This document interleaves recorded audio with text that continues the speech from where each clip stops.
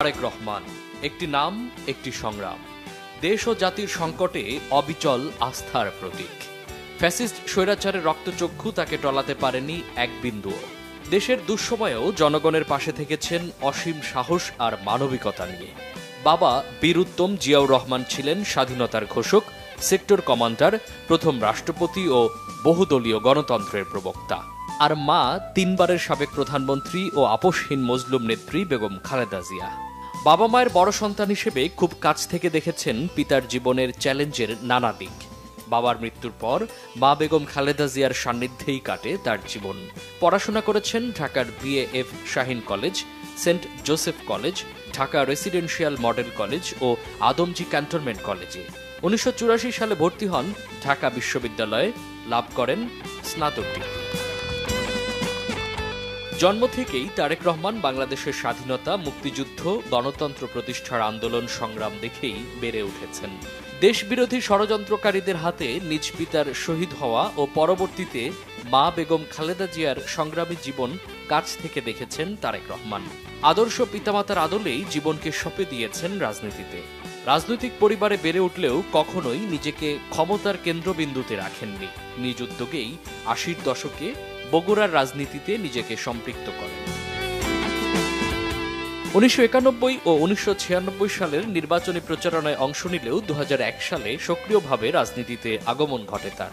এরপর দেশব্যাপী দলের মাঠ পর্যায়ের নেতাকর্মী ও সমর্থকদের সাথে ব্যাপক গণসংযোগ শুরু করেন তারেক রহমান। বিএনপির একজন সাধারণ সদস্য হিসেবে নিজের পরিচয় শুরু করলেও 2002 সালে বিএনপির সিনিয়র যুগ্ম মহাসচিবের দায়িত্ব পান তিনি। তার দল ক্ষমতায় থাকতেও দলের আদর্শ সমুন্নত রাখতে যোগ্যতা অনুযায়ী তার প্রাপ্তির চাইতে বেশি কোনো পদপদবীর প্রতি কখনোই আগ্রহ দেখাননি। দিনে দিনে দলের প্রতি ত্যাগ, দেশের প্রতি ভালোবাসার কারণেই এখন তিনি বাংলাদেশ জাতীয়তাবাদী দল বিএনপির ভারপ্রাপ্ত চেয়ারম্যানের দায়িত্ব পালন করছেন।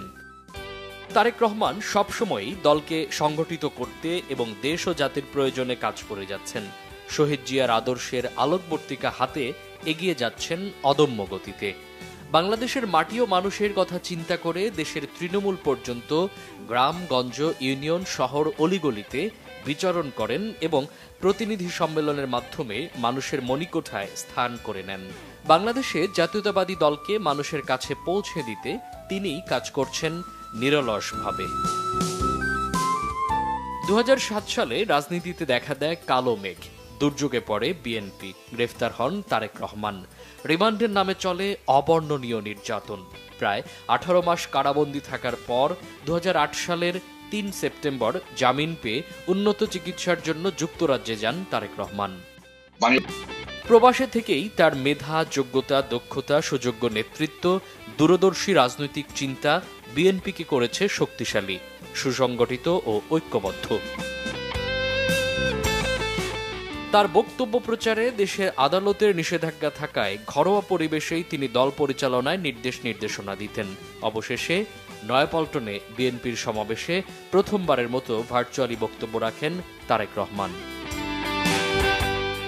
শেখ হাসিনা বিরোধী আন্দোলনকালে কৌশলে তিনি দলীয় ও নেতাকর্মীদের পরিচালনা করতেন। ছাত্রদের আন্দোলনে সর্বাত্মক সহযোগিতার নির্দেশ দেন তিনি। শেখ হাসিনার পতনের পর দেশের আইনশৃঙ্খলা নিয়ন্ত্রণে রাখতে তার কঠোর অবস্থানে দীর্ঘদিন নির্যাতিত, নিপীড়নের শিকার বিএনপি নেতাকর্মীরা সংযত আচরণ করেন।